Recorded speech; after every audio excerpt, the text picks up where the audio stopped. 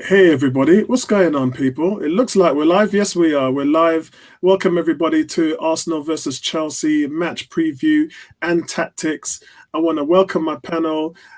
First of all, is Tony. Tony, what's going on, bro? Hey, how you doing, guys? Nice to see you. I think I missed out on the last chat, but yeah, I'm a little bit of trepidation about tomorrow, but I'm kind of hoping that we can get the result, and that will make my year just sweet. Yeah, it would make everybody's year just sweet. African Guna, how you getting on? It was touch and go whether we was going to even see you today. Yeah, man, work has been quite crazy. My sleeping schedule has been very millennial-like, up during the wee mornings of the day and sleeping like 6, 7 p.m. So I wasn't sure if I was going to be able to make it. But I mean, tomorrow is the final, so I thought, you know what, I'll persevere tonight. And yeah, it's always fun to talk about Arsenal with Arsenal fans. And as Tony said, I mean, a win tomorrow really just changes everything for us. We get bragging rights. I mean, just yeah, tomorrow is a big day for us. Excellent, excellent. And we've got Dan. Dan, how are you? Dan, you've been missing for a while. Mind you, I didn't have a few Wednesday shows. This week, Wednesday, because obviously I was ill, fighting an illness. And last week, Wednesday, I was in Cornwall. And after the watch along we did, my internet connection down there was awful. So I didn't even do a show. So we ain't seen you for a couple of weeks. How you doing, Dan? I've been good, man. I've just been ticking over, you know what I mean, doing the same old stuff, but just had to take a little break from online. Sometimes it's just like you need to detox a little from this madness that's going on the internet, you know what I mean? So, yeah, man, I'm back now, though. And believe me, bro, that madness is real. It's real, proper madness. Mm-hmm. It's real, man. Neo, miss, what's going on, bro?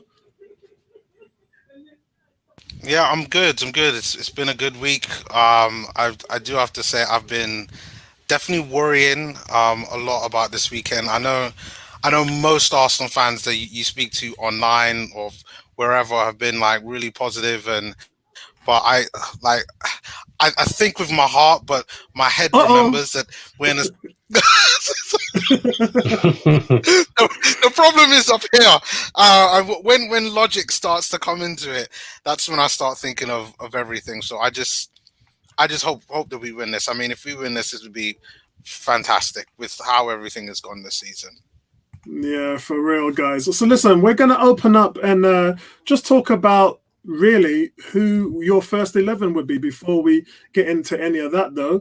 I just want to say, as far as the team sheet, we know Cedric Soares is cup tied, so he can't play. Chambers, Mari, Mustafi, Martinelli are out injured. Leno is back training, but we think he's going to be short anyway. Although none of us really, well, very few of us. Is there any of you guys who'd want to see him start in this game?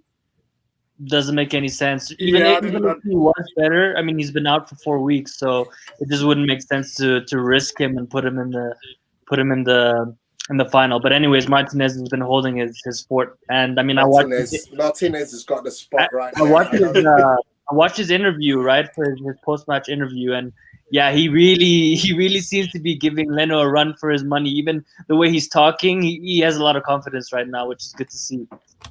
Yeah, it's not really his number one's not really Leno's place now. He has to take that up with Arteta. He's got to take that up with I Arteta actually now. feel like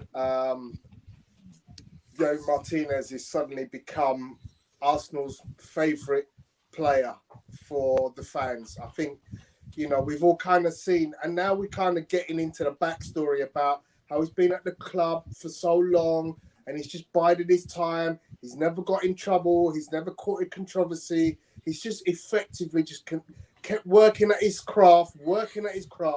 And now he's got the opportunity. This is what we want to see from youngsters. You get an opportunity and you grab it with both hands. Yeah. And this is, he is the atypical, tail end kid that you want to see, become a champion, because, nothing would give us greater pleasure as a fan of Arsenal to see one of our own who we developed become a champion. Yeah. And 18 is saying bang on Tony, bang on Tony. Right, so we've got 18 in the chat. What's good, D? What's good, man? Yes, it's business. I'm not 100% at the moment, but I'm gonna battle through this and try and get there to the end with you guys. Cool K, what's going on, bro? Kurt, yeah, what's going on, Kurt? Nice to see you. Vincey, big up to you, man. And thanks for getting back to me. You and Tony giving me some props about that Miami Dolphins cornerback that we just claimed off waivers at the Redskins. Man said balloons for the panels. I hear you, bro. I hear you. So listen, guys, let's have a look at this. So that's really who's going to be out. We know N'Golo Kante and William are both in the squad after injuries, but we don't know how short they are. Loftus-Cheek is definitely out. He sustained a minor injury in training on Thursday, and he won't make the game, which is great news for us, really. But guys, I'm not going to be too complex on this. This game is really hard to call, and tactically, I'm going to go into that. I'm going to go into the reasons why. Obviously, Arsenal has won both FA Cups finals against Chelsea. We know that. But I think for me, tactics-wise, and I want to get you guys' feelings on this, Arsenal and Chelsea both play that 3-4-3 formation. It's usually their preferred structure playing against top teams as well. They might change it for lesser teams. But the reason why is because both sides have had issues with their defense. And as you know, the 3-4-3 makes your side more compact and it gives you more structure to beat teams on the counter attack. I think this is going to be a rope-the-dope game, Muhammad Ali, for Arsenal, because when you look at what they did to Manchester City, they embedded themselves in. Remember, it's a base formation. When you don't have the ball, they shift to a 5-4-1 so that they can hit you on a counter-attack. And that's where they're most dangerous. And it's what Arsenal were able to do against Liverpool and what they were able to do against Man City in terms of the front three, pressing those defenders that caused all of the goals. If you take that away, if you take all that pressing away, Arsenal wouldn't have scored against City or Liverpool. It was the fact that they were rushing them into errors, and that pressure and persistence is where we kind of scored good. So, Tony, what's your options on the formation, that battle of the formation that both teams would be implementing? I think we're going to see a replica of Man City, and interestingly, that I've been studying the training formations that have been put out over the last 2 days. Obviously, you get to see the boys in training, and I've been more than pleased to see William Saliba in amongst that group. But I think when you look at the groups that are going into patterns of play, so you're getting to see Pepe, Alba, and Lacazette and Ceballos have been mainly playing as a four amongst each other. And then you see Bellerin, Luiz, Holding, Tierney, and Willock playing as a five amongst each other. So I kind of somehow see that they're two groups that are playing amongst each other in set drills. So I kind of see that will be certainly some of the formation that we'll be seeing tomorrow. I think the back three will be Luiz, Holding, and Tierney. And I think when we looked at it, we were talking about Klasnac's weakness with the overlap and players running in behind them. And William will do that to him all day long. Yeah. And I think that if you put Tierney in there, then it will be a completely different matchup. It's as simple as that. It just doesn't give them the flexibility to do what they want to do. And remember what Arsenal did to Man City. They clogged up the middle and forced City to go wide, where they became predictable. Well, Chelsea like to go wide. So in one way, Chelsea will be playing right into Arsenal's hands. Yeah. But I mean, it's glad to see that that Kolasinac is not part of that group, because we all know he's just error prone right now. All the time, not right now. Yeah. So I'm quite enthused by the group. I think, as I said, I think we're going to be playing the same lineup we played against City. I think he's entrusting that group into producing a result. I think, the key players, I think, for me, potentially are Xhaka, because he needs to be on his game. Not to say he's a game changer, but he's just one of them players that If he doesn't have a good game, he upsets everybody else. You know, he starts playing everyone out of position. Is, you know, if he has a good game, which is not a great game, but just a good game, he holds it together and he kind of stops all that traffic through the middle of the park. He can have a huge influence on this game. Up front, Pepe has to perform. Pepe needs to keep them on their back foot and stop their marauding coming down front, because we know their wing backs like to maraud. We need to see him keeping them on their back foot. And, you know, look, we will have dead ball situations. I want Pepe to have one of them. We know what he can do. You know, so a dead ball situation goal from Pepe tomorrow. Thank you very much. Presence blood. That's my two main focus. Excellent. So, African Guna, the wingers can also act as auxiliary fullbacks in this formation, and this formation allows the wingers the wingers allows the wing backs to move towards the centre backs, hence crowding the box more when the balls come in. So our guys on the wing, Aubameyang and Pepe, are going to play a key role when we're on a counter break. How do you see that battle working tactically? Yeah, as Tony said, I mean, definitely we know we're going for a 3-4-3. We can't play any other way really at this time. And to be honest, Chelsea's team and their midfield is much, much better than ours. And, you know, you were talking about how basically, you know, they're going to play into our hands by pushing it out wide. I actually disagree with that. I'm really scared of Giroud.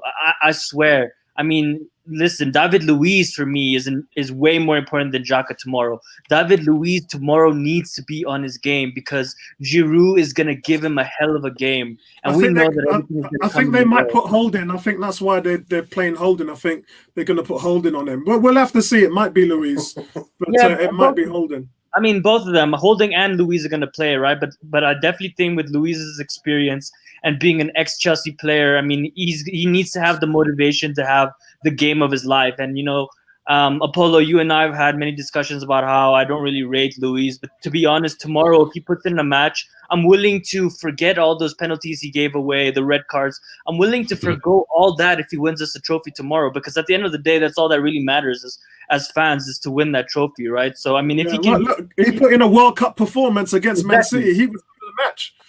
But it's all about consistency, right? I mean, you can put that performance and then play against Aston Villa and lose. So, you know, we just need to be consistent. So he needs to have a really, really good game. And, you know, as Bertram said, Maitland-Niles needs to play on the left wing back role. I mean, we saw what he did against Man City, and Willian and Pulisic and their wing play is just going to be really, really important to them. So we need Maitland-Niles to be at that left wing back position and have an incredible game. And yeah, Kolasinac shouldn't be touching this. He shouldn't even come on as a start, period. He shouldn't even be on the bench. Forget the bench, man. Just leave him at home. And I'm not going to be too hard on him because we've been berating him as a fullback, not as a fullback, because fullback's his natural position. As a centre back, we've been berating him. But when he played as a fullback, he didn't look too bad. His natural position is street fights, man. That's what it is. He's not supposed to be a professional player. I still don't understand how he made it this far. And today I was speaking to a United fan, and we were looking at like the weekly wages, and he gets paid $100K a week. But again, as Bertram said, you can't quantify it because it's a free transfer. For sure. So, and as Tony was saying, I mean, Xhaka, 100%. Again, I don't rate him at all, but I mean, he just needs to. He doesn't need to have a great game. He just needs to have a good game. Just do things simple. Do what he needs to do, and just, like he did against Man City. Yeah, I mean, I think it was more of a team performance than an individual performance against Man City. But I mean, at the end of the day, just no sloppy passes. He can't give balls away in the midfield. And as Tony said, Pepe is so vital in this game. He needs to have a good game, and he needs to show Arsenal fans why we paid 72 million for him. Because I mean, and what better way to do that on a big scale in the last game of the season? Really. Exactly. So yeah, I was just going to say, Laka and Oba, obviously, they both also need to have a good game. I mean, there are really our shining lights in terms of scoring anything. And for me, in terms of Joe Willock and Eddie Nketiah, I don't want to see them in this game. This game is not for them. And I know they've been playing throughout the season, but this is not the type of game where you take risks and you play these young players that have no experience and, to be honest, are not going to make that much of an impact. And that includes. I'm not sure that would be the case for both managers, because if you look at someone like Nketiah and Saka, they've done really, really well for the team. Saka, yes. Nketiah, no. Willock hasn't been as consistent, but Nketiah has been fantastic. Saka's been fantastic. Mount and Hudson-Odoi for Chelsea has been fantastic. It's a shame Tammy Abrahams might not play, but he's been really, really good for Chelsea. So I think, yes, it's a big game, but both managers have been forced into a position where they've had to depend on that youth talent. So it would be wrong to get them here to the final and then leave them out, wouldn't it? They got to play their best team, who they think that they can trust will get the job done for them. So I wouldn't mind if we saw Nketiah, even Saka, in the starting lineup. Whether it's in the starting lineup. If the manager thinks that that's going to be better to press their front three, then yeah. If not, then better him come on in the 70th minute or whenever. It's up to Arteta. I trust him. I trust what he knows the team. He knows what he wants to do. Let's remember, Lacazette has seen what Nketiah has done, and he's raised his game. For me, the problem was what he was doing off the ball. That was an issue. We knew he's shooting and all of that, and he wasn't sharp. Yeah, we get all of that. But to see him start to run and rush defenders and rush after the goalkeeper, which we know Nketiah does every game. Lacazette don't do it. And all of a sudden, Lacazette does it, and what happens? He starts to force errors, starts to get more goals because of it. So look, if that's what you're going to do and you're a highly played player, then you start and put Eddie on the bench and let Eddie come on after 60, 70 minutes and do the same thing, because Lacazette doesn't have the stamina to last 90 minutes. Dan.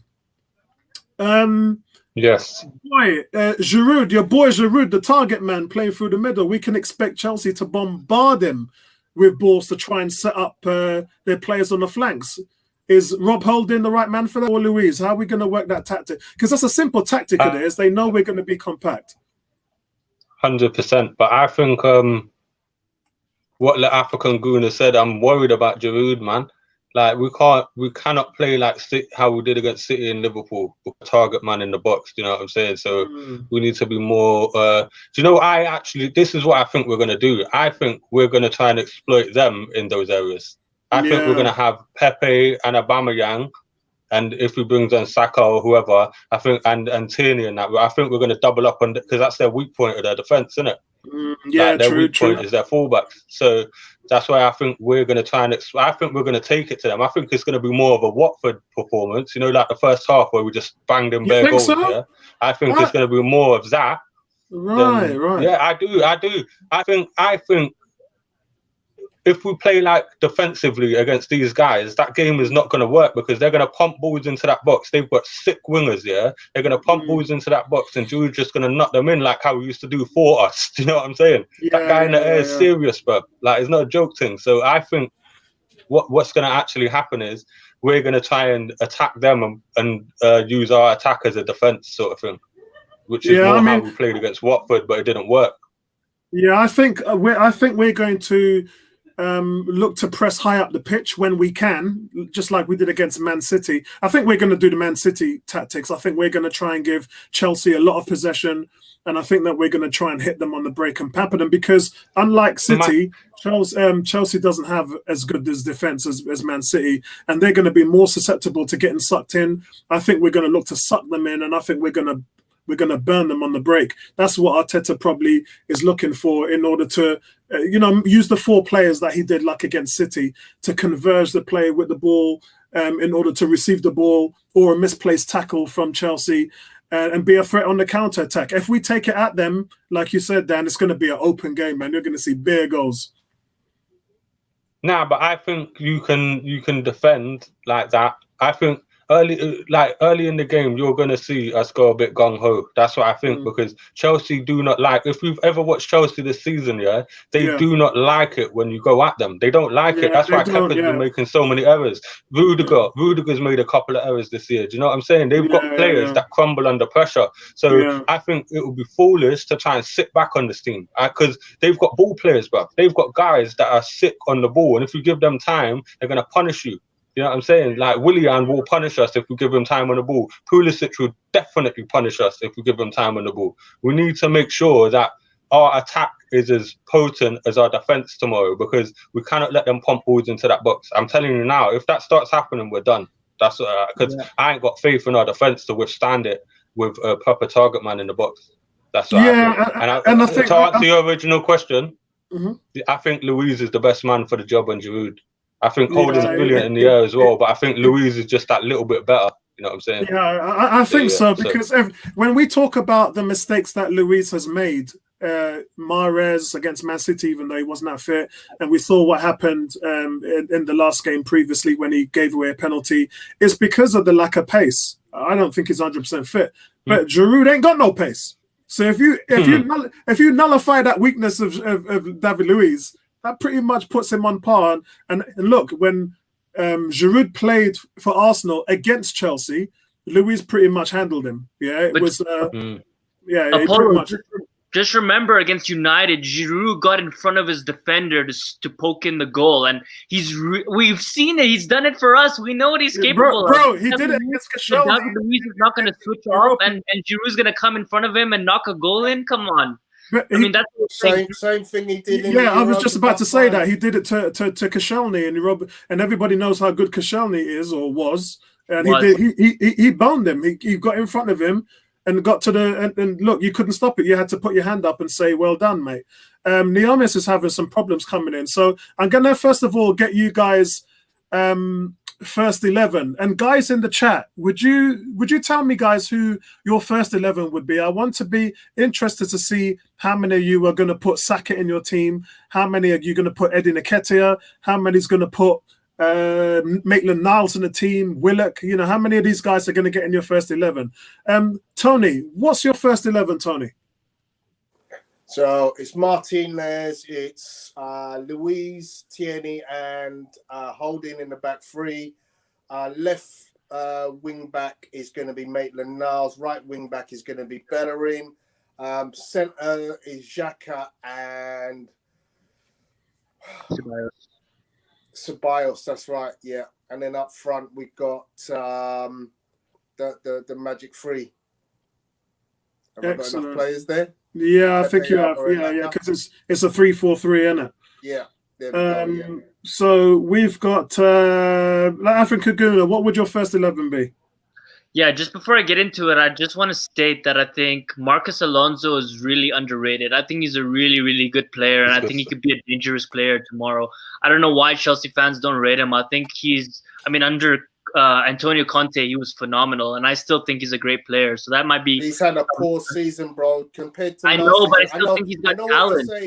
He is a good player, and he was phenomenal, and he's been a presence. But this season, he's had a poor season. I've been watching him, thinking, "What is this guy? He's not quite at the races." Same player, yeah. I watched him in his last two games, and Tony, to be fair, Pepe can be off all season, and in one game you're back to normal. And I really hope that that's not the case tomorrow. In regards to the team, my team is exactly the same as Tony's. Martinez in goal. Then we have Holding on the right, David Luiz in the middle, my boy Kieran Tierney on the left, who I expect to have an incredible match tomorrow. Xhaka and Ceballos. And then the front three, and then Maitland-Niles, and we know Bellerin is going to have to start on that right wing back. We don't have anyone else. I'm not saying that he shouldn't start. I think he definitely deserves to with his track record of being an Arsenal fan, and he definitely is going to play in the final. And we don't have anyone else. But I think in terms of the left wing back, I wouldn't mind if Saka starts over Ainsley Maitland-Niles. I just think Maitland-Niles provides more for us. At some point, Saka is going to have to come on. But yeah, I think to start off the game, I don't agree with Dan. I don't think we're gonna go all gung ho. It's a final. We're not gonna play that open in the first 20, 30 minutes because the game could be pretty much over in the first 20, 30 minutes. I think it's gonna be very tight, like Man City, where we're both like trying to pull each other out of formation, and then eventually the game is gonna open up, and then in the second half, that's where we're gonna see all the goals. Excellent. So, Dan, who would your first? We're starting to get some guys first 11 here, and it looks like 18's gone. Martinez, Holding, Luiz, Turney, Niles, Saka, Xhaka, Ceballos, Pepe, and Lacazette and Aubameyang. So that's pretty much. I think that's how I would see it, to be honest. Cool K has gone for. Looks like nearly the same, but he's gone for Holding, Luiz, Turney. He's gone for Bellerin and Saka and Xhaka and Ceballos in the midfield. And he's gone for, so no Bellerin there again. So there's two guys who've gone without Bellerin. And he's gone for Pepe, Lacazette and Aubameyang up front. We've got Leander has gone for Holding, Turney and Luiz. That seems to be the consensus, guys. He's gone for Torreira, Xhaka and Ceballos and Saka. Good call, mate. Again, a guy who's left out Bellerin, and he's gone for Nelson and Aubameyang. I think we've got one striker. Maybe I think you've missed out Pepe, so maybe that's Pepe, Uber, and Nelson. No Lacazette in your team. Oh, all right. I hear you, bro. Dan, who would be your first 11, mate? Pretty much the same as everyone else's. I'd have Martinez, Luiz, Holding, and Tierney. The same, but then I'd have Saka. I'd have Saka and Bellerin as the right back and left back, definitely. Because I think Bellerin's just better in defence, and I think Saka's been missing. Unless there's something wrong with him, I don't know why he's not been. He didn't seem to be in favour anymore too much. Do you know? Yeah, I don't think it's. He's got a bit of burnout.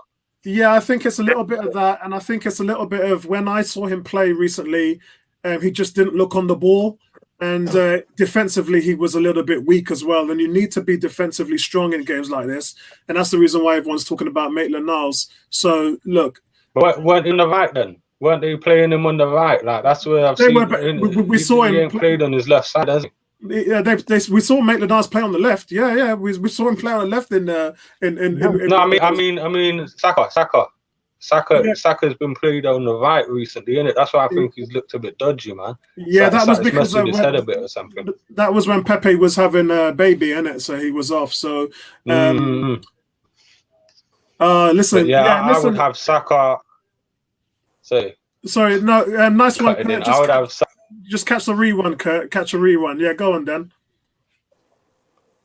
Yeah, basically, I'd have Saka and Bellerin, and then Xhaka, Ceballos. I don't like Xhaka, but he's the best we've got in it. And then all about Pepe, Laka. he's our Henderson, but yeah, I'd have Pepe, Orba, and Laka up top. Excellent. I like Eddie, but I just think not in this game. No, I mean I would play him. I mean, I would if I knew. The only reason why I said I would start Lacazette is because Lacazette has raised his game. If Lacazette was still playing the same way and weren't doing what Eddie was doing, then I would play Eddie.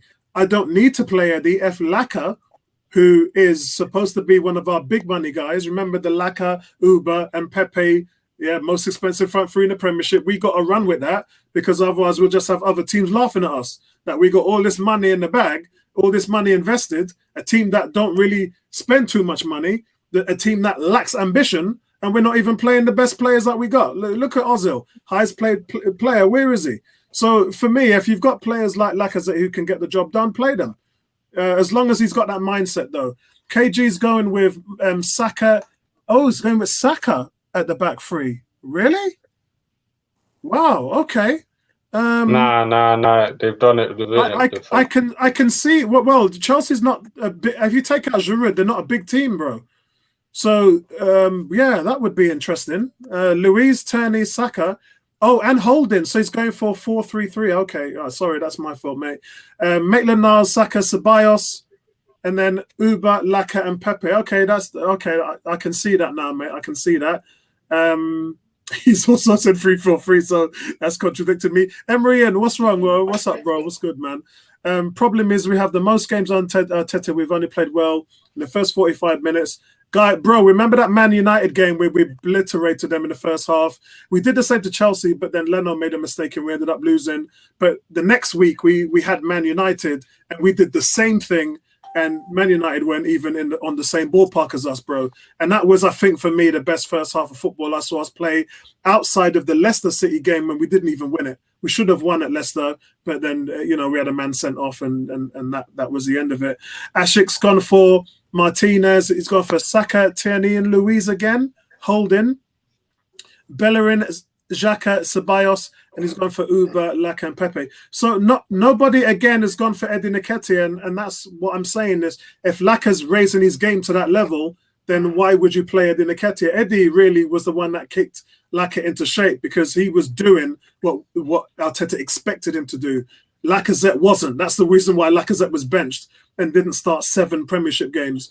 When he got himself, his head, his mind, his body, his soul in order, then he got the position back and he's scoring goals now. So look, let's go with what's working, man.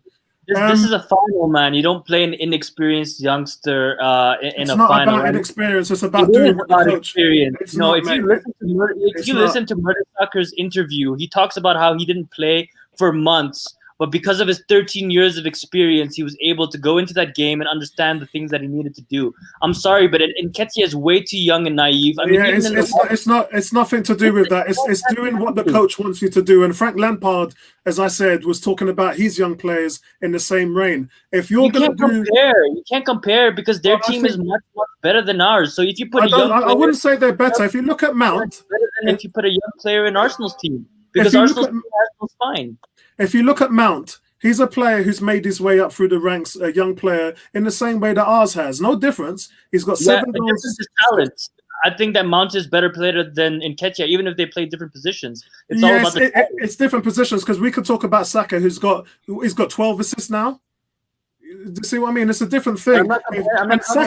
Saka might not even play. So my point is, the coach will put in whoever he needs to in order to get the job done. He trusts them. Otherwise, I can make a £1,000 bet that there's no way in hell Nketiah will ever start the game tomorrow. Bro, there's no bet. There's no bet. I'm that confident that he's not going to start tomorrow. Yeah, there's no bet. If he feels he's going to start, he should start. He'll start him.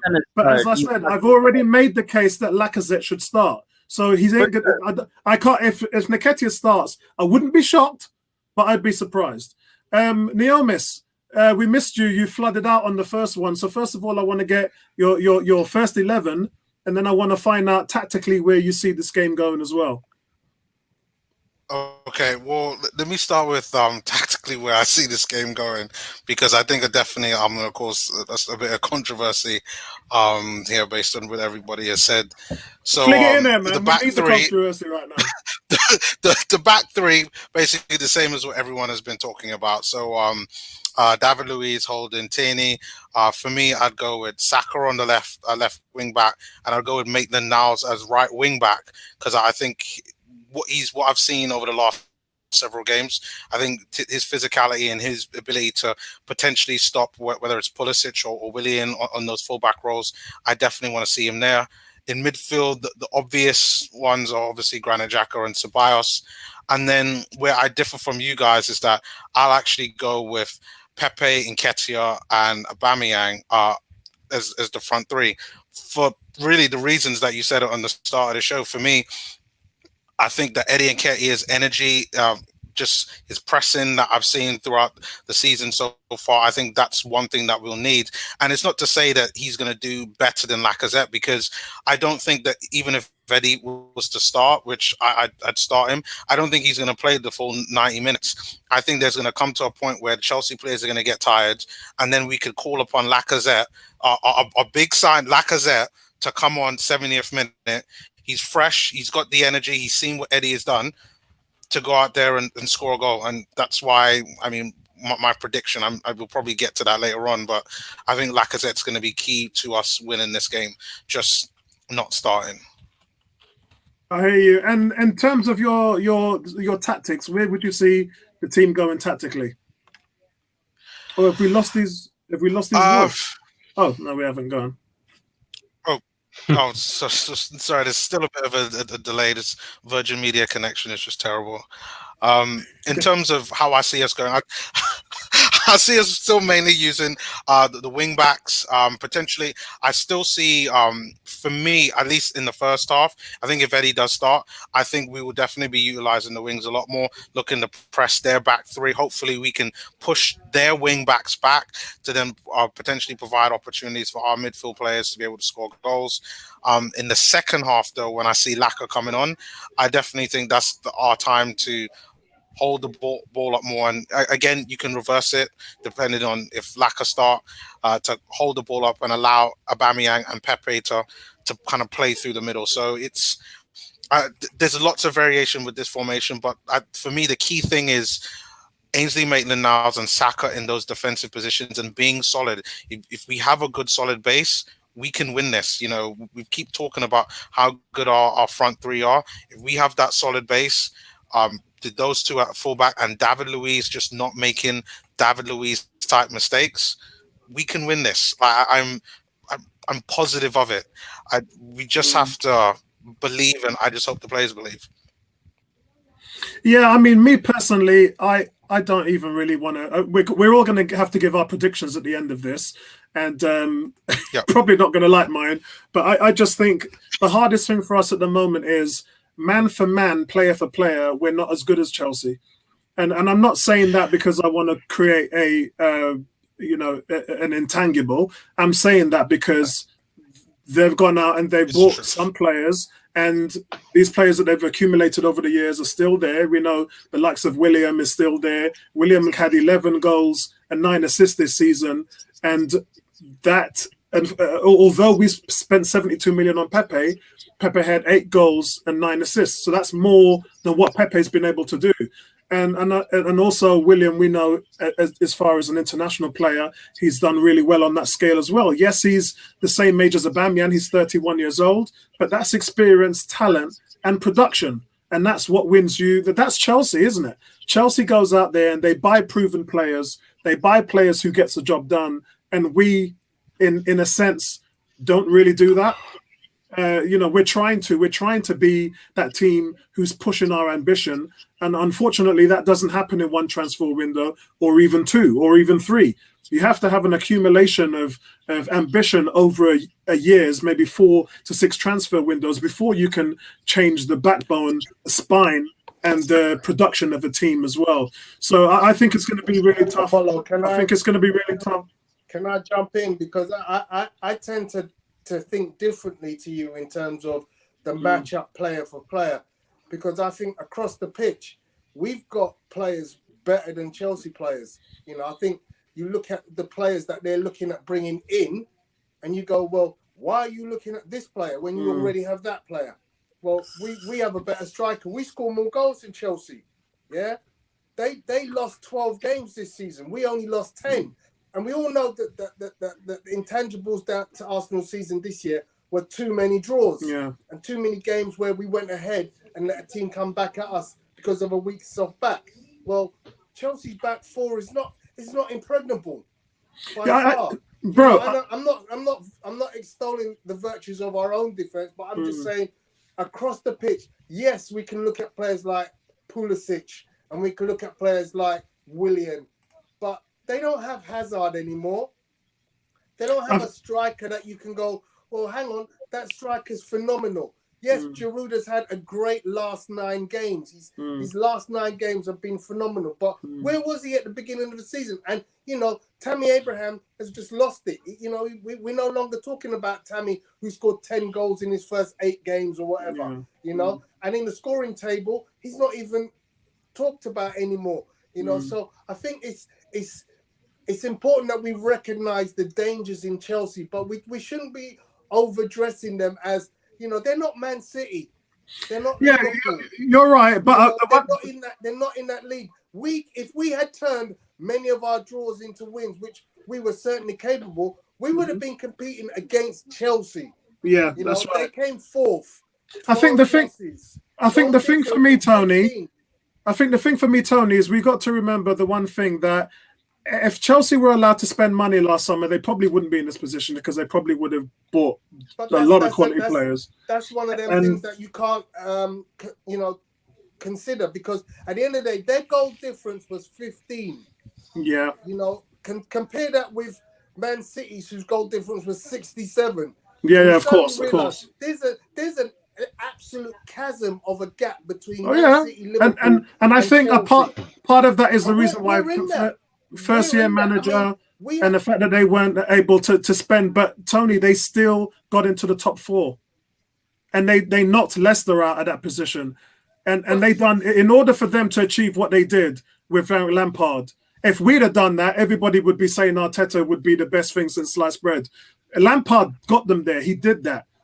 And if he wins tomorrow, could you imagine? Finish. But you know what? The people at Chelsea will realise that actually last year under Conte, they had a better position in the league.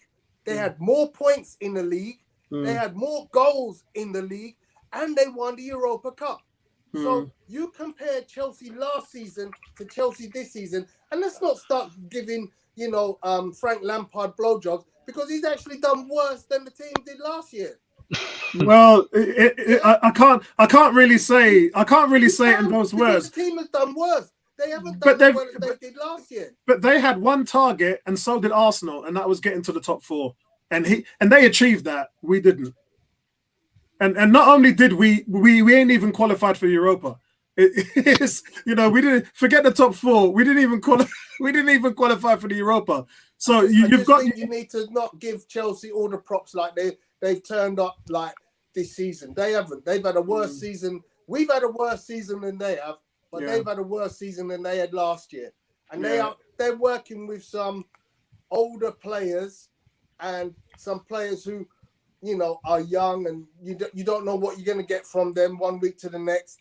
Yeah, it's going to be a difficult game. I'm not trying to, make our job any easier by saying it's going to be, but I just don't look at Chelsea and think they're Man City like.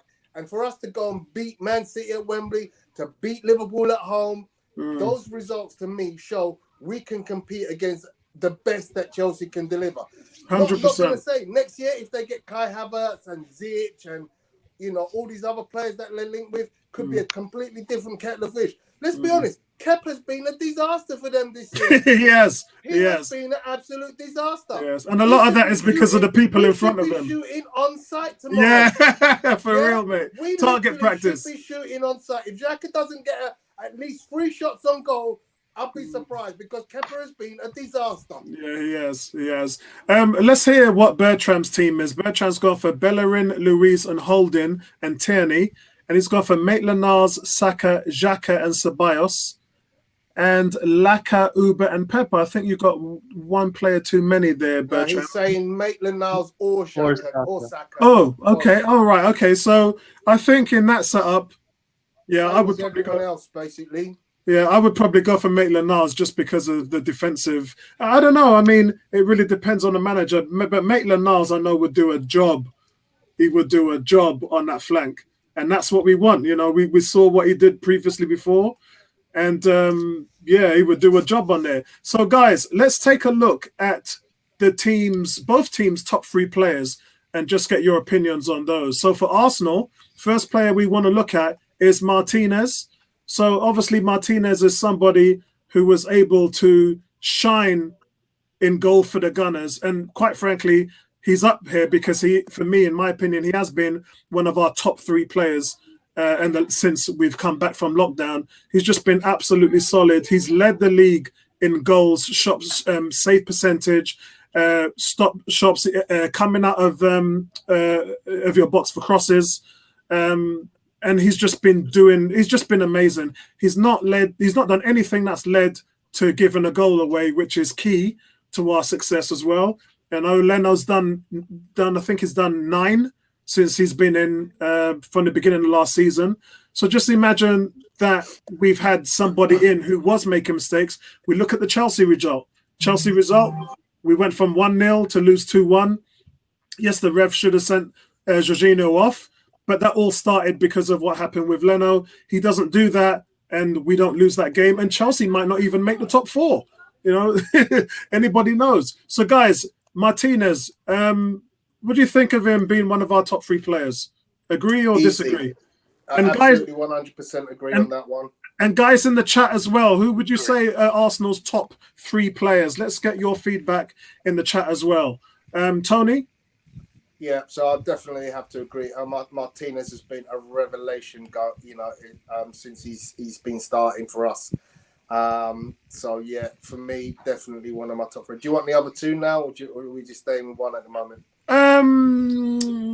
Yeah, just give me all 3 of them at the same time. Yeah, because that would be easier. Okay, my second player would be Aubameyang, because he's just, without his goals, we wouldn't be where we are. My third player would be, it's a toughie between Saka and Tierney, basically. Yeah, because I've gone for Martinez, Tierney, and Aubameyang. Yeah. Those are the 3 players that I've gone for. I think it's very tight because Saka has had such an impact season. So yeah, I don't mind. I'd go with Tierney, because he's again also had a huge impact since he's been playing, with assists and with his just general play. He's been phenomenal. I think he's future captain material for us. And who would your third? So that would be Aubameyang, Tierney, and Martinez. Martinez, yeah. Excellent. Yeah, so it's pretty much roughly about the same. Yeah, it's roughly the same as mine. African Guna, would you have any different? Actually, guys, hold on a second. We actually have a Chelsea fan here. Big shout out to Gio, who says, "What's up, guys? You know Chelsea all the way." Listen, Gio, I want to get your opinion. What's your top 3 Chelsea players? I've actually got Mason Mount, William, and Pulisic as your top 3 players. What would you say would be your top 3 players? And also, give me your prediction for the score tomorrow against Arsenal. Good to see a Chelsea fan in here. Big shout out to you, bro. African Guna, who would your top 3 Arsenal players be? Yeah, I'm going to go, instead of top 3 players, I'm going to say the top 3 most important. And I'm not going to state the obvious. We know Martinez is super important. We know Aubameyang is super important. We know Kieran Tierney is going to have a phenomenal game. So for me, the 3 most important, or I guess the ones that I'm looking at the most, is going to be David Luiz. As I said, he's going to be so key to be marking Giroud. I think that's going to be really important. Xhaka, to make sure that he's not making any mistakes, that he's controlling or doing something in the midfield. And then for me, it's Lacazette. I'm going that he's going to score tomorrow. Yeah, listen, wouldn't that be nice, man? You know, the biggest thing, the African Guna, with me is I was so impressed with them against Napoli in the Europa Cup. And in Valencia, they topped it. Just when I thought that those 2, Aubameyang and Lacazette, couldn't do any better, they went to Valencia and absolutely destroyed them. And then when they got to play Chelsea in the final, nothing. 0. So out of the whole team, Lacazette and Aubameyang, for me, are the 2 that needs to perform penance. They've got to make up. They've got to redeem themselves for that awful display that we saw in Baku last summer. And they've got to make amends for it in this game. Would you agree with that? Sorry, let me let you finish before I go to Dan. Yeah, no, I was gonna say, because you said that, Apollo, I wanted to state something. So you mentioned 3 games, right? Valence, the 2 games we played where we killed those teams, and then we lost to Chelsea, right? That's 3 games, 2 incredible games, and then 1 complete nothing. Just think about it. We beat Liverpool, we beat Man City, 2 incredible games, and we lost against Aston Villa. And that's the story of Arsenal in the last 5 years. You know, you can have 3-4 incredible games, and then when it matters, or just that one-off game, zilch. And I'm really hoping that doesn't happen tomorrow, because it's going to be really disappointing if we don't put in a performance and we lose 3-0 like we did against Man City in the League Cup final. I'm just hoping that we show up and we fight. We ask us as for fans, right? For the players to fight for the badge. Yeah, true. Yo, T, what's going on, bro? T, I want to get your top 3 Arsenal players for tomorrow. The 3 players who you feel that you want to hear shine and that will make a difference to the result. Also, T, can you throw up that Guna squad number? That would be great, man, if you can get that. So anybody who wants to join an Arsenal WhatsApp, contact T, and then you'll be able to get in there. A lot of fun, guys. It is fast-paced, up-to-date message, up to the minute, up to the second. Yeah, I can't even keep up with it. Ting is running so fast. So listen, Dan, what would be your top 3 players who can make a difference for tomorrow, bro?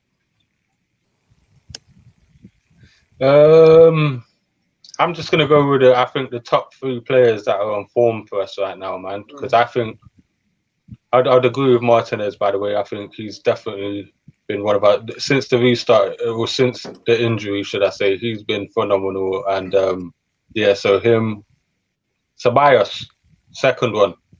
I think people everyone's noticed what he's been doing, but since the restart, this guy has been the player that we thought we were getting. You know, in what is it, under 23s Euros or something, under 21, the captain of Spain.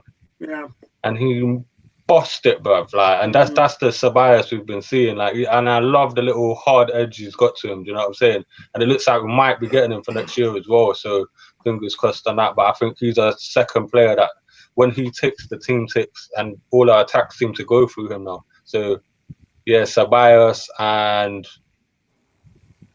I don't know about if it's on form, it's Aubameyang, but really the guy we need to work up top is Lacazette if he plays. He needs to do what he's been doing lately and run after them, chase them down. Because when he plays like that, he's a different kettle of fish, bro. Because his ball retention's amazing. His hold up play is amazing. You wouldn't expect it from him, but everything when Lacazette ticks, when Ceballos ticks, our team play much better. So yeah, they're my 3: Martinez, Ceballos, and Lacazette. Excellent. So guys in the chat, if you like what you're seeing, can you please do one thing for me? Hit that like button. It doesn't cost you nothing. We've got over 26 people watching now at the moment, so I'd really appreciate that. Hit the like button. If you do that, it will recommend this video to other Arsenal fans so that they can enjoy it as well. The one thing, Dan, that's really important about that is when we played Man City, as you know, I did a video saying 5 reasons Arsenal have to beat Man City. And Aubameyang was one of them. And I called him out because every time we play a big team, my man goes missing. And he didn't turn up, and we lost 3-0. When we played them and we beat them 2-0, what did I say? I said, my man has to come in big. We even did a video saying, how much goals is this guy going to get against Liverpool and Man City over the next 2 games? And what did he do? He turned up. And that is how big a difference your star player makes in big games. And look, we can talk about Pepe because as which one of you said Pepe has to turn up? Was it Tony? Yeah. So big players have to turn up in big games, and that's what they do. They do that in finals. They do that in cup games. They do that in World Cups. They do that in Champions League. Unfortunately for us, when we play in big games, we remember we ain't got Aaron Ramsey. We ain't got the World Cup. What do you want to call him? The World Cup berserker, the World Cup, the FA Cup winner, yeah, the FA Cup berserker. We ain't got him here anymore. Man won us 2 FA Cups. Man left town, yeah. We ain't got that anymore. So we need someone who's going to step up, take the bull by the horns, and pull this team through. And it has to be Aubameyang. It can be no one else. So I totally agree with you, Dan. He's got to put in a performance. Let's see what the guys are saying at the moment. 18. Top 3, yeah, Martinez, Aubameyang, Pepe, Cool K, Martinez, Aubameyang, Xhaka. Yes, because Xhaka has to turn up, so I'll go with that. Let's see. We got Uber, Xhaka, and Martinez. Yeah, again, another one for Xhaka. Emrian's got Pepe, Laka, and Luiz. Yeah, you know what? Some really good names we're hearing here, guys. D's got Aubameyang, Tierney, and Ceballos. Another one with Ceballos there. What have we got here? We've got Ashek with Luiz, Pepe, and Ceballos. You know what? Because if those 3 players play really well there, everything else will fall into place. That's all I'm saying, man. Let's be real. All players need to have an incredible match for us to really win tomorrow's game, right? I mean, it's not just 3 players. I know we're just for time's sake we're saying the top 3 players, but realistically we have to be fair. Every single player. It's true, but Luiz and Xhaka, that's your spine there. That's your spine. Yeah. If your spine is solid and compact, and we suck them in and we suck them in, play the counter attack, just like we saw against Man City. Then this game is as good as done, man. Cricket Ball saying Luiz, Pepe, Xhaka, any one of them ever stink it and we lose pretty much. Let me see. Pepe, Luiz. Yeah, you're right. If any one of them guys sucks, then we're dead, bro. T is saying Luiz decides this game. So his man needs to put in a World Cup performance, bro. Yeah, he needs to put in a World Cup performance. He needs to score a screamer from a free kick. That's what we all want to see tomorrow. He hasn't scored one all season. Tomorrow will be a good start. Yeah. So Tony's friend is saying Mount, Pulisic, and Giroud. So they haven't included William. I included William on there because I think William's been more of a threat all round than Giroud. But Giroud is hot right now. So will he play? Guys, as well, here's the number to join Goon Squad. If any of you guys want to get to a Arsenal WhatsApp page where there's up-to-date news, up to the second news, views, opinions, make sure you bring your A game. These guys don't play when it comes to banter. Yeah, they don't play. If you're gonna put something out there, you gotta be prepared to defend yourself. Yeah, bring your A game. It's a brilliant place to be. Check out Goon Squad. There's the number. I've left it up on the screen. I'll leave it up a little bit longer as we go into whose goal is it now to give the top three? Is it Neomis? Yep. Neomis. For me, obviously Martinez, Aubameyang, but I have to go for Pepe. I need Arsenal to be creating lots of chances. I need lots of opportunities to score. I don't trust this defense. So for me, the best way for us to win this game is through goals. And if Pepe can be firing on form and try to create chances for Aubameyang like he did against City, with both of them up to top form, there's no reason why we can't win this game. Yeah. And listen, big shout out to David. David is saying that we can win. Yeah, we can, David, but we're not the favourites, and we're not the favourites for a reason. Aaron is saying Goon Squad. Yes, there's also a Goon Squad link up tomorrow in South London. Tony's going to be there. He was there at the last one. Tom Ashton was there as well. I was supposed to be going, but my illness means that I'm going to be doing a live watch along. Hopefully with La African Guna and Bertram. I'm going to move it to the front room. So I'm going to be watching Sky Sports live on my television so that I don't get no delays. Bertram was about 10 seconds ahead of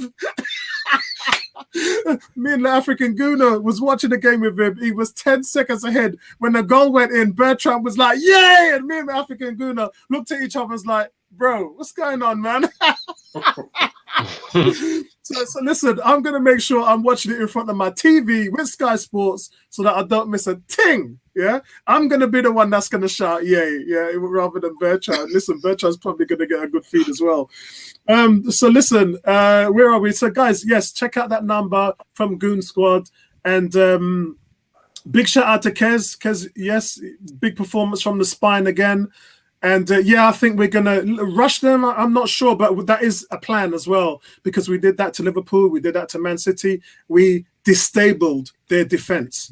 And we know Man City's defense is decent. We know Liverpool's got the best defense. Yeah. And we were able to bust those teams down. So with Chelsea, which one of you said that they'll buckle at the seams? Was it Tony or La African Guna? Tony. So, if we put them under pressure. They're weak defensively. And if we rush them, 15 goals is their goal difference. It's only 6 better than ours. So when you compare Tony, you're underrating Chelsea quite a bit, man. They're a much better team than us, man. I know you pulled out all the statistics, but come on.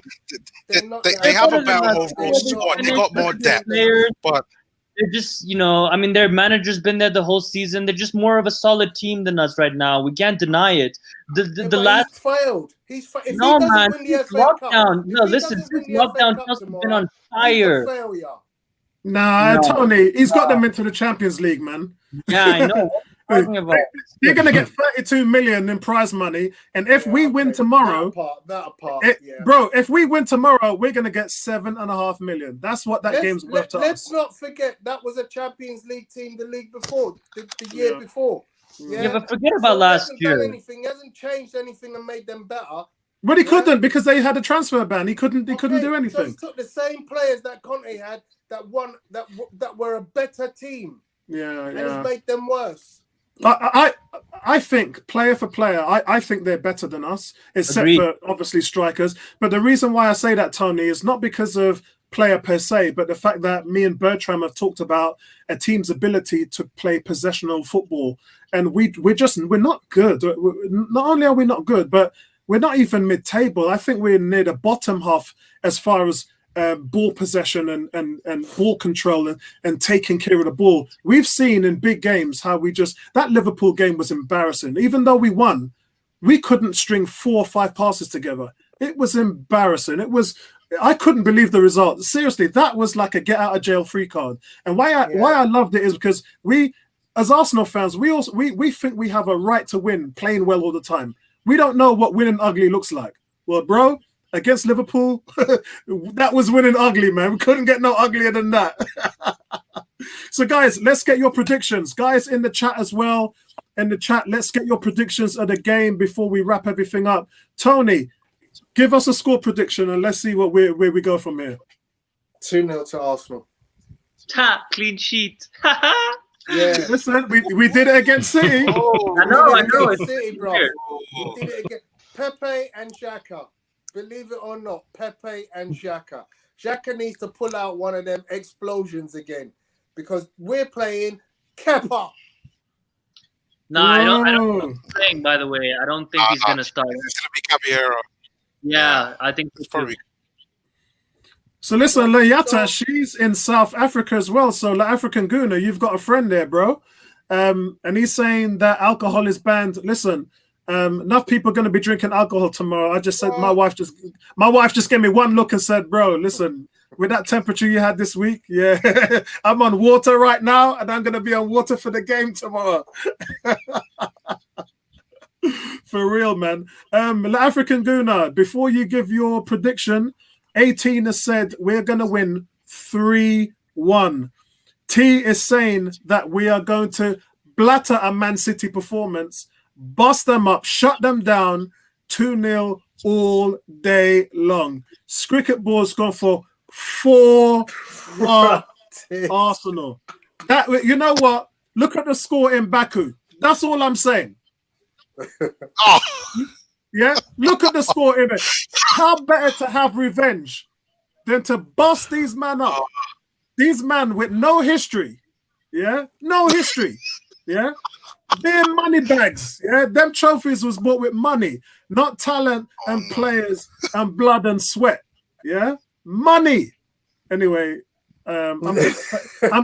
listen. With my temperature, I'm going to sweat and collapse if I carry on shouting. So, Tristan, listen to Tristan. 3-3 after normal time, 4-4 after extra time, and 5-4 on penalties. Listen, bro, I'm already suffering with the temperature. You want to give me a heart attack? Man said 4-5 on penalties. D is saying Chelsea 3, Arsenal with 1 late goal. 3-1 to Chelsea.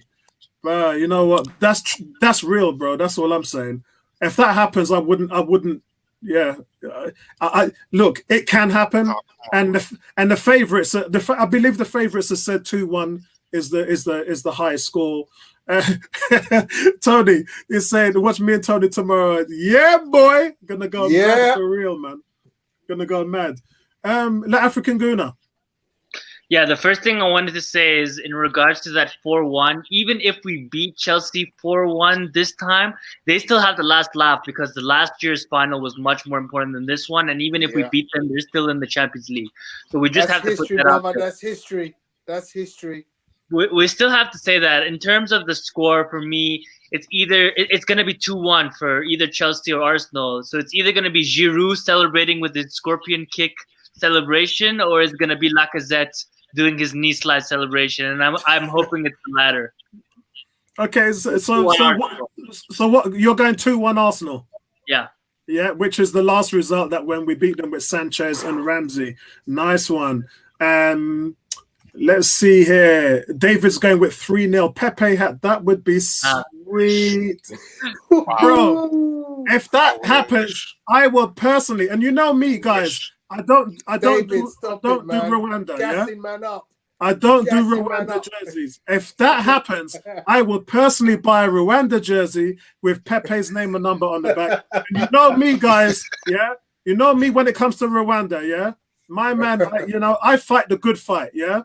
I fight the good fight. When it comes to politics, I fight heavy. I'm all in. I don't do Rwanda. So if that happens, I will buy a jersey with Rwanda on it, with Pepe's number on the back. I'm going to hold you to that, to that, David. Man said if Chelsea wins, he's hunting man's Ras. Tristan, thanks a lot, Tristan. Hey, Tristan, you got a great channel as well, bro. I really like the stuff that you put up, man. Keep doing your thing, bro. Cool K is saying 4-1 to Arsenal. He likes it. Yeah, man, for real. Yeah, Christian, take care, man. Good, bro. And I'll catch up with you tomorrow. My man, another South African's going with a 1-0 win. I'll take 1-0. I'll take it all day long, bro. I'll take it all day long. Dan, prediction. I reckon 1-0, mate. That's like jumped in there before me. I reckon it's going to be 1-0 to Arsenal. I thought you said sing it. Sing it for us. Sing it for us. Let me just leave it there. 1-0 to the Arsenal. To the Arsenal, 1-0 to the Arsenal, 1-0 to the Arsenal. Lisa, can you get my meds, please? Right. Go on, Dan. Yeah, I reckon 1-0 to the Arsenal in my heart, and then that's where I'm ending. Because my head ain't saying that, but anyway. KG's got a question for me. Boy, KG, this isn't really something I like to get into online, but what I can ask you is do your research in what happens to Rwandan journalists when they come out and deal with what's going on behind closed doors. For me, it's a personal thing. I'm an Arsenal fan. Arsenal have the British government have obviously our Commonwealth, and we look after all these countries, and we give money to poor countries. We give Rwanda 30 million. Arsenal, in this deal, have taken 10 of that 30 million from Rwanda. So the Rwandan government used the 30 million that the UK have given them and gave Arsenal 10 million of that so they can put their country on their armbands instead of feeding the people who need to be fed, need medication, need drugs, need schools, hospitals. So, bro, I don't celebrate that, and I will not celebrate that. That is something that Arsenal should have never done. You don't sign deals like that from third world countries that use money that should be used to help themselves and their people in need, not to put names on football jerseys to sell and make money. Doesn't work, mate. Doesn't work for me. So, Neomis. For me, I think it's going to be one of those games that's going to have lots of ups and downs.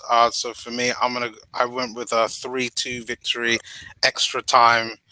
I could see David Luiz scoring a goal, Pepe, and then Aubameyang scoring that goal in extra time to seal it off. Excellent. Guys, I got to be honest, I think Chelsea are the favourites. I think they've got the more well-rounded team. Their league position in comparison to ours definitely shows that over a season. But this is one game. In one game, anything can happen. And if Arsenal put in a Man City type performance, I think we'll probably win 2-0. But on paper, where it is, I think Chelsea's good enough to win this probably by a couple of goals. So for me, I know you wouldn't like my answer. I don't have a definitive prediction of where this can go, simply because both of the teams are so inconsistent. That's the reason why they've had this fall from grace. So I could see Chelsea easily winning and coming out 2-0, 3-1, just like they did in Baku. Yeah, we got big-headed. Chelsea was downtrodden, no confidence in that game, and they pissed all over us. And that's what happens when your stars don't turn up.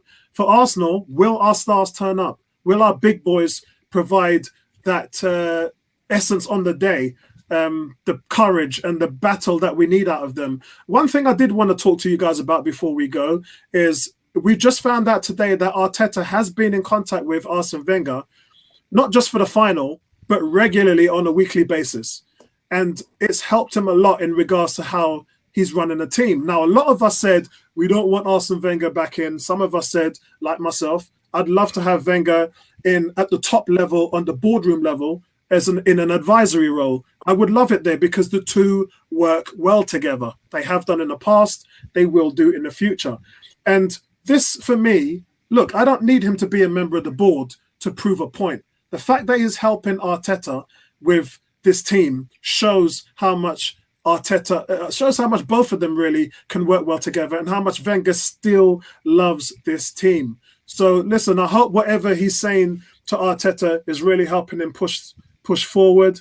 And I know Arteta was the only man to stand up to Wenger, so I know Arteta slapped Wenger around a few times, and Wenger took his licks. Yeah, I know Wenger took his licks when he was ready. But listen, guys, Tony, what's your views on Arteta talking to Wenger, not just about the final, but he has been all season? I just think it's a wise thing to do. I mean, I think if you have access to wise heads, there's a lot of players, there's a lot of people who we could do with having their input around a guy like Arteta. Not only are we talking about Wenger, I like Robert Perez being around the camp. I'd like to see Dennis Bergkamp get integrated into that work around somehow. I'd love to see Ian Wright come and work with the strikers. I just think the more experts that you can bring into the fold to help you, the better. Listen, we all know that when it comes down to a final, the teams that in finals generally bring some people into the fray to give motivational talks. We know how when England rugby team were playing against South Africa, they brought in, I can't remember who it was. Oh man, I can't remember the name. But we all know, if you're an American football team and you're in a final and you're going to play another team, you bring someone in who's an ex-player, who's been there, who's done it, and you say, right, talk to my players. And we've seen these great motivational speeches by people who can do that. Lawrence Delalio, another great player. I know he's a Chelsea fan, so Delalio's done motivational talk for Chelsea players. So this is one of those situations. Listen, boys, we're in the final. Someone's going to come and have a little chat online with you and talk to you about how we've done this before, how we can do this again, what the motivation should be, how you should, be mentally prepared for this. Because when it comes to mental preparation, this is where Arsene Wenger was at his best. Yeah. Look how much he won. He won what, 17, 18 trophies in 22 years. So listen, take advice. Bring Ian Wright in. Ian Wright, if you want anyone to talk with passion about going and winning something for Arsenal and wearing this on your chest, you can't get more passionate than Ian Wright. Yeah. So, you bring these guys in when the time is necessary and you say, listen, boys, I've got a guest for you who wants to have a little word. And he's going to tell you, boys, don't disappoint. Do what you got to do. This is where your brain needs to be. These are your assignments. Make sure you do them. Do your things. There's so many sayings in the world of motivational talking. You've embraced the grind. Don't let your hard work come to a dead end without a result. So look, take Wenger, take them all. Bring them all in. They'll bring be Patrick Vieira back. Bring anybody who's won. Tony Adams, bring them all in. I don't care. Yeah. Because I remember players now need this expertise in their head. And I remember, Tony, Arsene Wenger was once asked about the loss in Baku. And Wenger said if it was him, he would let the team sit down and watch that loss over and over again to let them know how bad it was. And I could just imagine him saying that to Arteta. Arteta, look, what I would do is I shove that shit in their face, yeah? I'd shove it in their face and I'd rub it around to make sure that they knew exactly how badly they messed up, yeah? Yes, Dan, Dan, is that a good idea to bring Wenger back? In terms of course it is, mate. Of course it is. I think Emery was super disrespectful and a bit of an idiot to not utilize the man who shaped the culture of our entire club in the modern era. This guy created what Arsenal is in 2020. Do you see what I mean? So he knows he built the stadium, he built the training grounds, he built the youth training ground. He knows everything inside out. And then Emery, Vampire Dracula or whatever he's called, like this guy, thought he knew better than the boss. You see what I mean? There's just like there's gonna be a statue of this man outside the stadium, bro. Like the stadium should really be named after him. Like, and then you're not utilizing that information. I think he was so dumb, Emery, not to do that. Especially like in a foreign country. Emery's Wenger's fluent in Spanish. You could have helped him out, bro. You get me? Could have helped him out, and then he just didn't use it. So I think I was so happy to read that story. I seen it this morning, innit? I was so happy to read that story. Me too, because I love Wenger, man. I love Wenger. Yeah, and it shows that Arteta is willing to take ideas on board. Now this guy's got schooled from Pep and Wenger. Are you mad, bruv? Look at the managers in the world right now. Can you get two better managers other than throwing in Fergie in there as well? Like, you can't really find any better managers to take advice from. So yeah, good idea, definitely. But one thing about that statement there, Dan, brilliant statement from you. But when Pep Guardiola was asked after the loss to Arsenal, when he was, I know what you're gonna say. Yeah, you know what I'm going to say now, don't you? Yeah? And listen, and I've been talking about this for a whole year. So you lot just need to replay and watch some of my old videos. And I've talked about how all the Man City players have said it's Arteta that has improved the game, not Pep. You've all heard me say it. But to hear Pep say it was something, it was like, yeah, you know what? We've got a manager here at Arsenal, which the fans are absolutely going to love. When they said to him, do you think that Arteta has used your tactics against you? And then Pep said to the guy, excuse me, he goes, you think that Arteta learned from us? What you haven't asked me is how much we've learned from him. That's what Pep said. Pep said it's how much they've learned from Arteta. That is the real deal. And when you hear something like that, it only reinforces what a talent that this guy is and how much the fans should get behind him. So when I see us not play well and when I see us not get the expected result and I see fans go into meltdown, that's why you hear me try to settle it, calm the waters a little bit, man, because we've got to get behind this manager. He ain't got the team behind him. Yeah, he's had what, 7 months, and 4 of those months have been on the lockdown, or 3 of those months rather. He's not going to get that much money to spend in the summer. We got to get behind this guy. We can't let him fail at this point, because if he fails here, then it'll be irreparable. Yeah, regardless where we go. Same thing for Frank Lampard. Same thing for Solskjaer. Neomis, good idea for Wenger to give this guy some tidbits. Of course, and I think his situation was definitely a lot different from Emery. In that, I mean, Emery had already had experience as a manager, so for him then to go to his predecessor to ask for advice, I mean, I can understand why he didn't. Obviously, that was the reason why he failed. No, I'm being serious. You don't disrespect Emery. Listen, right? I'm not one of them Arsenal fans that blame Emery for everything, right? Man. That's the worst comment in the history of YouTube. Emery was a legend. That's got to be comment of the day. Man's looking for a banter match. Yeah, man's looking for a banter match live. Come on now. Listen, I try to be positive about Emery because I was one of the few people, the ones that's out there, but there were too many stuff that he got wrong. Come on now. Just admit it. You have to admit that. Now, Arteta, he's in a different situation.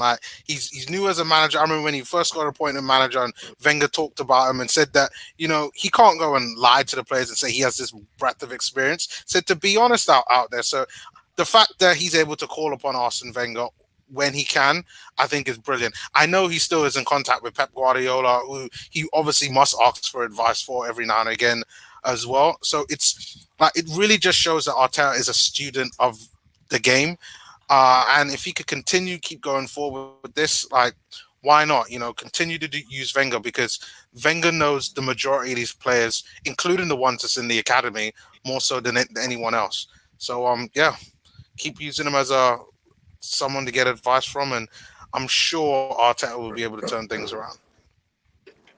So guys, we've got a question here, which is from David, and I'm trying to look for it here now. Coutinho to Arsenal, thoughts, Apollo, will it happen?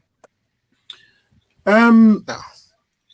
No, do you want it to Let's not happen? go Is probably there. the better question. Let's not go there. Do you want it to happen? Because that's another story. I refuse to talk about this about Coutinho on my channel. Well, first of all, this is just my opinion because as a few of the agents, I haven't talked to much this week. I've really been under the cosh, so I've kind of been out of the loop. I'm not going to lie online or anything like that. But in my personal opinion, I know he's already had the chance to come to Arsenal and rejected it. So the fact that I know that off straight hand, I don't think he wants to come here. I don't think there's going to be a deal for Coutinho, is my honest opinion.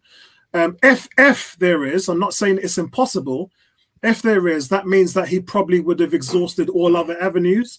And what I mean by that is no team wants him. No top team wants him. That's what it is. To be quite frank.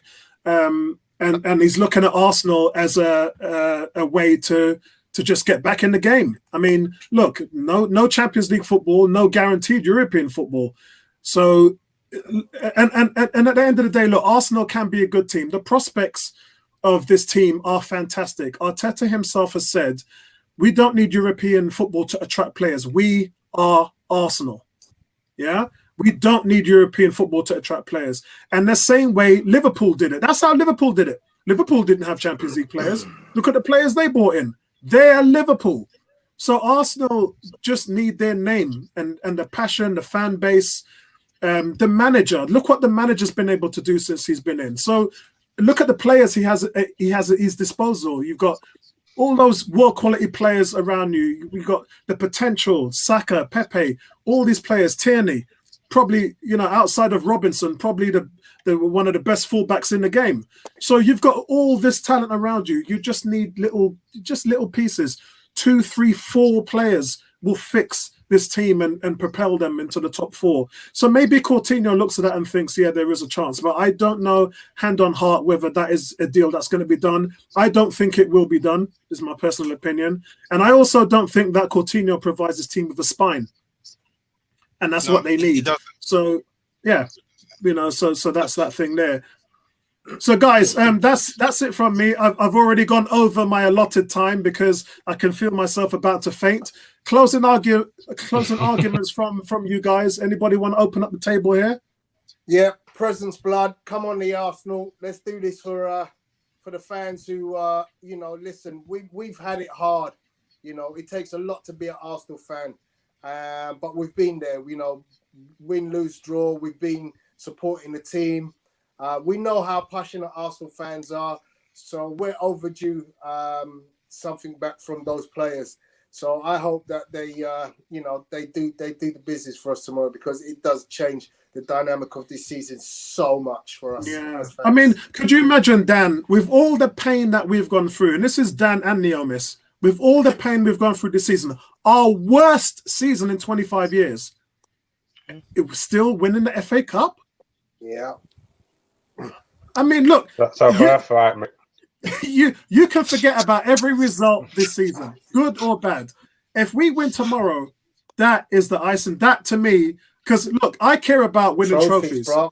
I don't give a shit about the league position. I'd rather win the FA Cup than come in the top 4, because I just love winning. Yeah?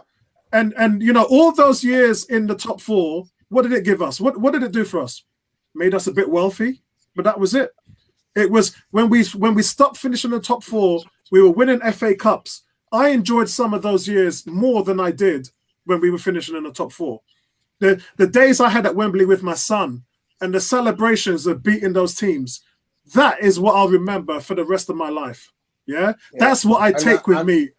The thing is, right, I kind of, up above me, behind you, is a bunch of trophies and programs.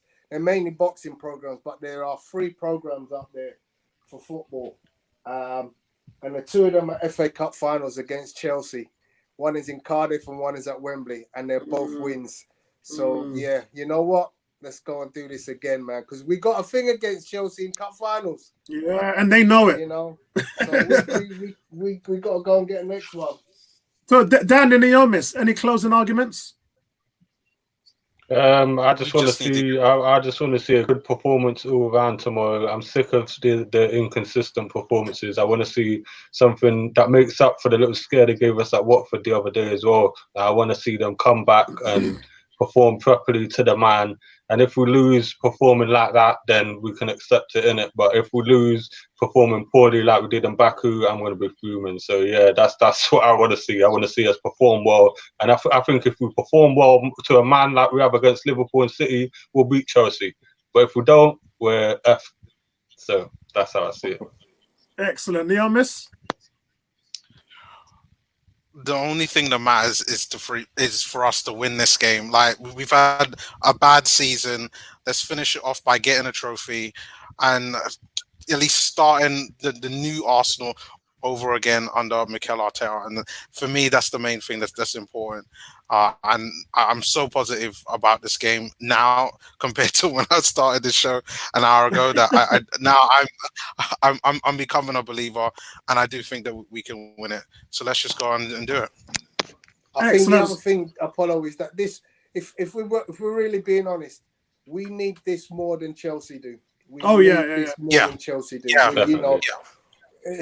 you know, you could say last year we were on an even keel because we both teams had qualified for Europe, but this time round we need this. Yeah, big time. So guys, where can we find you, Tony? I'm in the Goon Squad. Get together tomorrow at the Bell Pub in Bellingham. We'll be there from 3:00, I think. Don't forget tomorrow, people, it's Black Pound Day tomorrow. But I'm also on Twitter, Instagram as Pugilist Boy. Excellent. Boxing content. Excellent. Dan, where can we find you? At Idhan YT on YouTube. That's my main place, and Twitter and Facebook as well. Excellent. Neomis, where can we find you, bro? Shout out your YouTube channel. 2 places, yes. First being the YouTube channel, that's AFC Neomis, and then on Twitter as well as AFC Neomis too. Excellent, guys. And I'm Apollo from 101, and I'm going to be here doing a match day live commentary of the final. I'm going to be here, hopefully, with La African Guna, and Bertram's going to join me. I'm not sure if I'm going to have Ebony. Ebony did warn me that she swears a lot in the final, but then she might be down South London with the guys anyway. So we'll have to see what happens. But guys, join us tomorrow, and we'll speak to you then. We'll roll this up on Sunday. We'll have a player ratings, and we'll talk about the game in all of its glory. I don't want to do it Saturday night because it would be too much emotion. So we'll revisit it on Sunday. Dan, did you want to say something? Nah, just thumbs up. Brilliant. All right, guys, that's it from us. Thank you guys in the panel. You guys are fantastic. You make the show what it is. Couldn't do this without you lot. So listen, keep tight, hold tight, and let's do this, man. Let's bring this home, guys. Peace out, guys. Yes. Nice one.